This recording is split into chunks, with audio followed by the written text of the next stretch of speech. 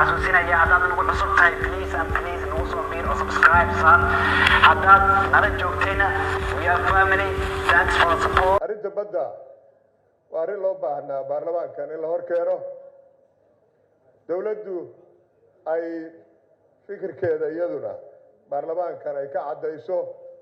waxaad moodaa marka laga soo tago dawladda dadaalka ay ugu jirto warqadahan asluubaysan oo Kenya iyada dhex maraya in baarlamaanka xog badan aan la siin taasuna ay sababtay in shacabkii iyo inagu wax badan oo naga dhaxeeya aysan jirin oo ay nagu adkaato mararka qaar in aanu mowqifka dawladda ee badda ku wajahan aanu ummadda u caddayno. waxaan ku xoojinayaa hadalkayga Professor Dalxa iyo tiimkiisii qoraalka ay soo diyaariyeen. waxaan codsan lahaa haddii baarlamaanku igu raaco in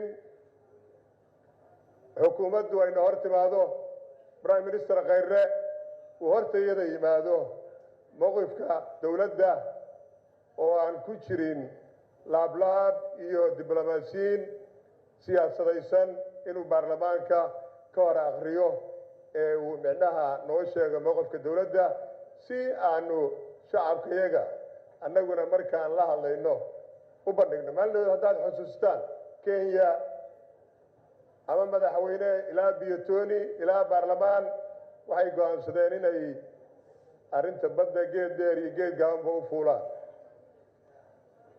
waad la socotay maalin dhaweyd wasiirka arrimaha dibadda gabadha Kenya u qaabilsan inay London tagtay shacabkii Soomaalida ahaa ayaa ka hor yimid. marka waxaan soo jeedinayaa haddaad igu raacdaan in golaha xukuumadda ee prime minister uu hogaaminayo prime minister Khayre inuu hor yimaado mowqifka dawladda arrinta badda Soomaaliya siday tahay anoo og sida wanaagsan ay u gashay dawladdu oo qoraalada laakiin waxaan u baahannahay baarlamaanka in la brief gareeyo si ay micnaha constituency-gii iyo deegaanadii doorashaadka ay ka yimaayeen ummadda Soomaaliyeed aan u gaarno.